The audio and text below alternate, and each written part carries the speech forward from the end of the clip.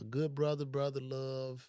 Diddy has more allegations, and this time these allegations are coming from a man. Um, I, I hate to see the brother going through it, but I mean, if he bought it on himself, it's like so be it. Very, very unfortunate. I mean, ever since he paid Cassie off, these people are lining up. People are just lining up. They're getting in line. It's almost like a class action lawsuit is going on against Diddy, and the man is clearly fighting for his life. That's what I'm seeing because his reputation is now ruined, and it's going to be very, very difficult for him to get those brand deals, liquor deals, and he is a billionaire. He can survive. He has enough money to last him. I guess he's gonna have to switch his lifestyle up. He had to cut off Young Miami.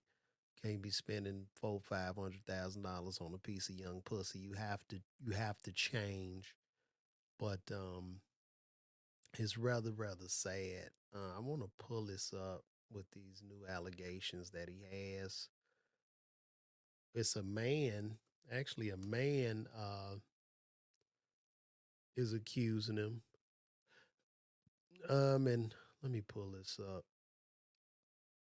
So he's been accused with sexual harassment by an actual producer who let me see here. Let me see here. Let's pull this up. There we go.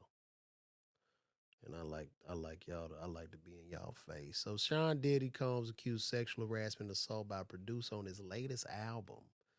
Um, Rodney Lil Rod Jones says his life has been detrimentally impacted since he worked with Combs.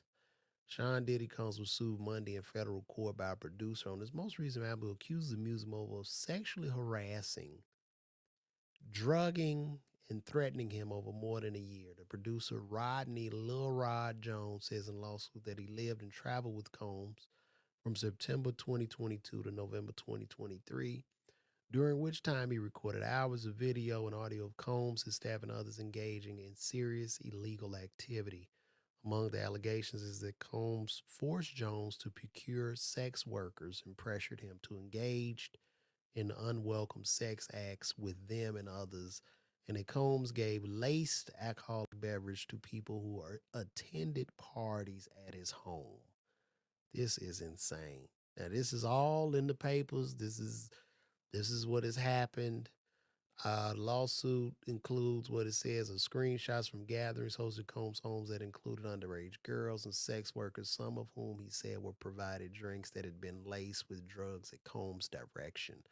The suit filed in U.S. District Court for the Southern District of New York also names Combs' adult son, Justin, his chief of staff, Christina Korm, Universal Music Group CEO, Sir Lucian Grange, and former Motown Records CEO, Ethiopia Habtemariam as defendants.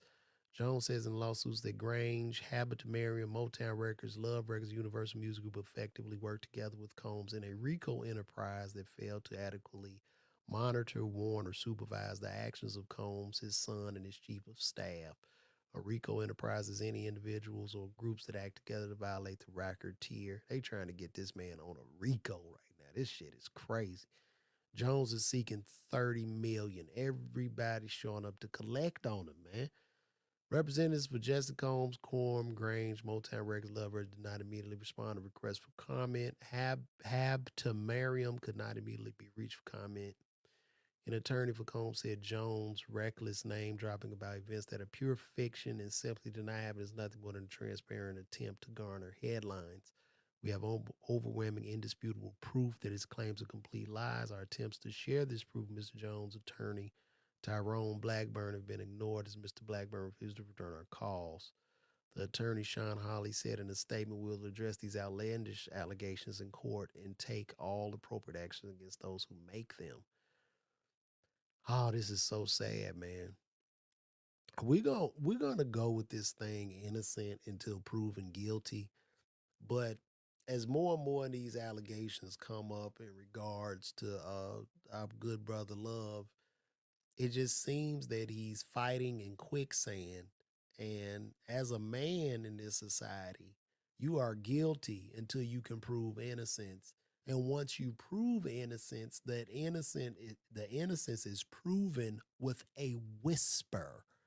Okay, so I'm going to go innocent until proven guilty, but it's very, very difficult because now the court of public opinion in regards to P. Diddy is in full swing. And I don't think him paying, I mean, he paid Cassie out super quick. And after paying that, it just tarnished his reputation and his image. And now everybody is lining up.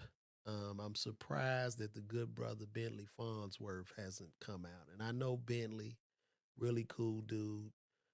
And if he came out and said something, I would definitely be like, "Oh man, that's interesting." But the good brother Bentley ain't isn't doing anything, so I don't really know where this goes. If I'm P Diddy right now, man, I'm taking my ass to Indonesia, man. I'm going to Indonesia. I'm gonna give me a mansion by Russell, and I'm just gonna stay out there for 10 years because I don't know when this will die out for him. Like when it gets quiet in the news cycles, it comes back up. It's almost to the point now with entertainment and media. It's like the attention comes like a wave, like a big wave. So when the attention first came with him and Cassie, that was like a big, big wave that just swept over him.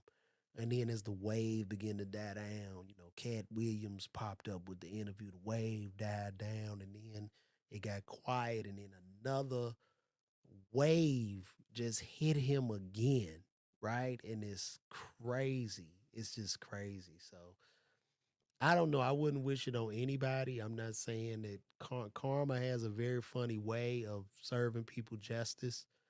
I'm not saying the man is guilty. I'm gonna go with innocent until proven guilty. But I wouldn't wish this on anyone.